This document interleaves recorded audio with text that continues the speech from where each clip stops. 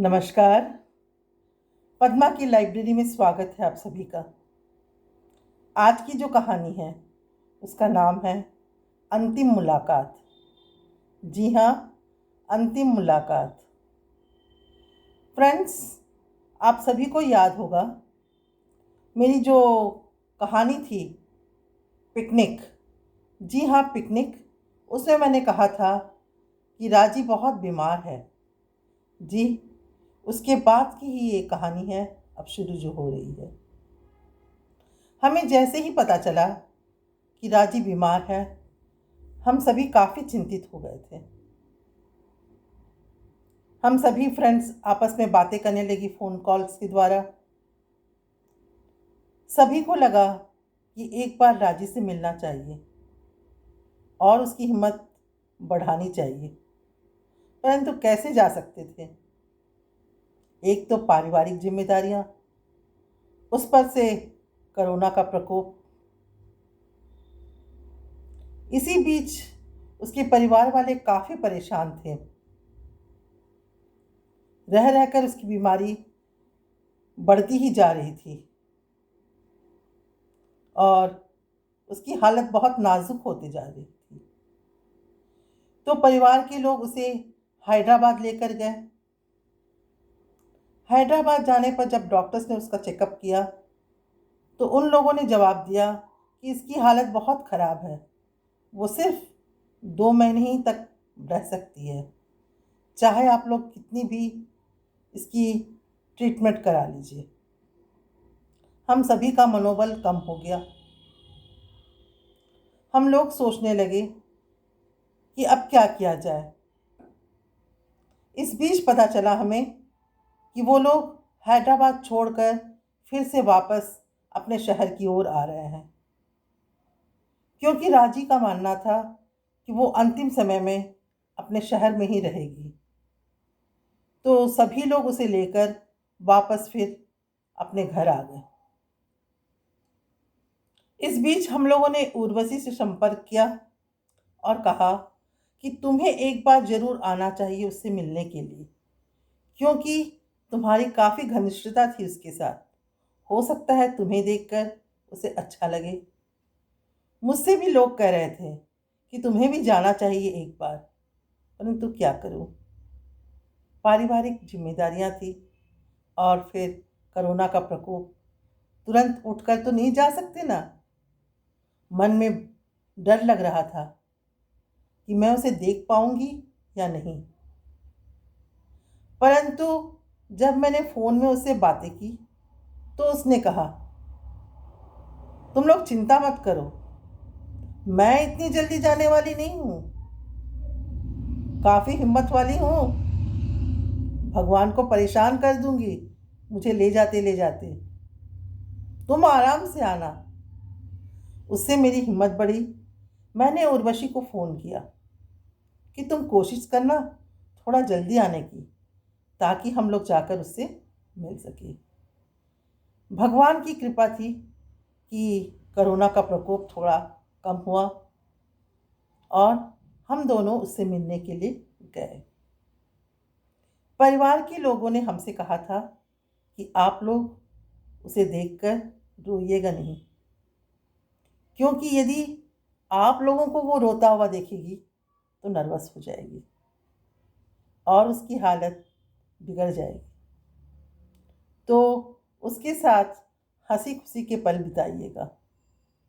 हम लोगों ने भी वैसा ही किया। एक बार भी उसकी बीमारी से संबंधित कोई बात नहीं पूछी। उसने ही कहा था कि मैं अब ज़्यादा दिन तक रहने वाली नहीं हूँ, तुम लोग आ गई हो, तुम लोगों से मिल ली हूँ ना, तो बस अब मेरी कोई इच्छा बची नहीं है। हम लोग जितनी भी देर थे हंसी मजाक करते रहे। ऐसा लगा मानो कॉलेज का कैंटीन था वो। खूब सारी बातें की हमने, पुरानी बातों को याद किया और बहुत खुश हुए। शाम का वक्त था। कुछ देर बैठने के बाद हमने चाय नाश्ता किया और घर जाने की तैयारी करने लगे। उसने कहा, नहीं, तुम लोग इतनी दूर से मिलने के लिए आई हो मुझसे। तुम लोगों ने लंच नहीं किया मेरे साथ। तुम लोगों को फिर से आना पड़ेगा। तो कल ही आ जाओ। हमने कहा कल तो नहीं आ सकते हैं, कल दूसरा काम है। तो उसने कहा संडे का दिन पक्का करो। और हम लोगों ने वैसा ही किया।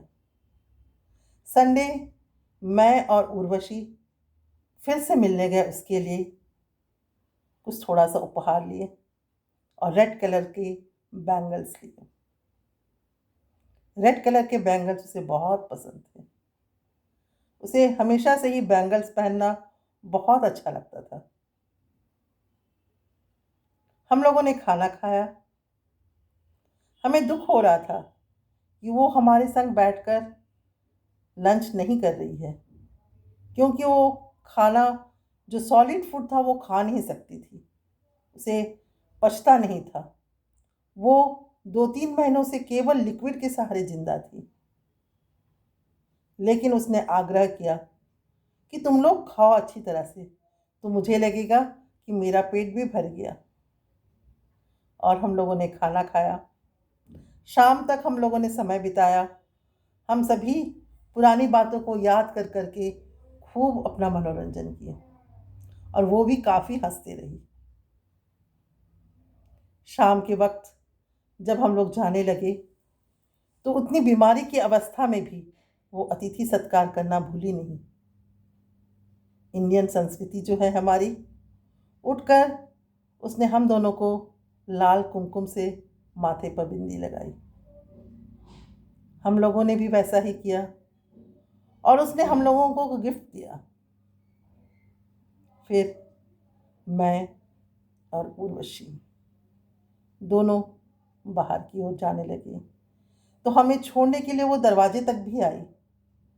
हम लोग सीढ़ियों के सहारे नीचे उतरते गए, और फिर जब नीचे जाकर देखते हैं बालकनी की ओर, तो हम लोगों ने देखा कि वो बालकनी में खड़े होकर मुस्कुरा रही है। और हमने भी मुस्कुराकर उसे बाय बाय कहा। बस उसने भी अपना हाथ हिलाया, बिल्कुल इस तरह से। हम लोग उसे देखते रहे, और उसके बाद निकल पड़े अपने घर की ओर। अपने अपने घर जब आ गए, तो हमें पता चला कि उसने कहा है अपने फैमिली मेंबर से कि वो जाना चाहती है वैष्णो देवी के दर्शन करने के लिए। तो परिवार वालों ने सोचा ठीक है, इसकी इच्छा है तो इसे लेकर जाएंगे। भगवान की दया से मंदिर खुल चुके थे, और कोरोना का प्रकोप भी थोड़ा कम हुआ था। उसे फ्लाइट के द्वारा लेकर जाया गया जम्मू तक। उसके बाद हेलीकॉप्टर के सहारे मंदिर के पास तक वो लोग उसे आसानी से ले गए। उसने बहुत अच्छी तरह से भगवान के दर्शन किए, और फोटोग्राफ्स भी भेजे हमें। हमें भी खुशी हुई कि उसकी एक बहुत ही प्रमुख इच्छा पूरी हो गई है। वहां से जाने के बाद 6-7 बार उसका कीमो हुआ। उसकी वजह से वो और दुर्बल होती गई, बिल्कुल हड्डियों का ढांचा बन गई थी।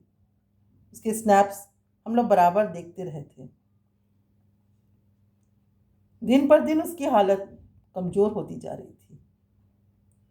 तो इसी बीच उसने अपना एक रेजिग्नेशन भी दे दिया, जहां वो जॉब करती थी। परिवार के लोगों ने सोचा कि उसकी हालत तो अब ठीक नहीं है। यदि ये एक बार अपने ऑफिस के स्टाफ से मिलेगी तो अच्छा लगेगा। ये सोचकर उन लोगों ने एक बहुत बड़ी दावत दी उसके ऑफिस के स्टाफ के लिए। सभी लोग उससे मिलने के लिए आए।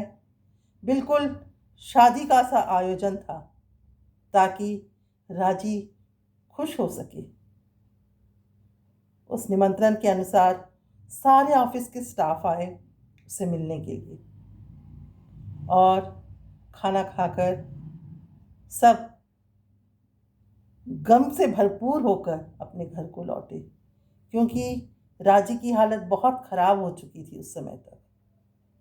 उसके फोटोग्राफ्स भी हमने देखे। ठीक उसके 10 दिन के बाद ही, बिल्कुल, एक दिन सुबह सुबह मुझे कॉल आया। उसकी छोटी बेटी ने मुझे कॉल किया और कहा, अब मम्मी नहीं रही। सुनकर मैं निरुत्तर हो गई। क्या ढांढस बंधाऊं इस बच्ची को। पहले से ही तो हम लोग सब मेंटली प्रिपेयर्ड थे, परंतु जब वक्त आ जाता है ना, तो कोई संभल नहीं पाता। किसी तरह से हम लोगों ने आपस में बातें की और मैंने कहा, ठीक है, तुम लोग अच्छी तरह से रहना और बाद में कॉल करूँगी। फिर मैंने अपनी सारी फ्रेंड्स को बताया इस मामले में। सभी उदास हो गए, सबका मन भारी हो गया, लेकिन कर कुछ नहीं सकते थे। भगवान की मर्जी के आगे किसी की कहाँ चलती है भला। एक सुकून था कि वो काफ़ी परेशानी झेल रही थी, लेकिन ये भी लग रहा था कि उसकी जाने की ये कोई उम्र नहीं है। बहुत जल्दी ही वो हम सबको छोड़कर चलेगी। मन भारी है ये कहते हुए, लेकिन अब कर क्या सकते। बस रह रहकर मुझे उसकी वो अंतिम मुलाकात याद आती है, जब वो हम सभी को बाय बाय कह रही थी। ये थी कहानी आज की। फिर मिलते हैं। नमस्कार। विदा।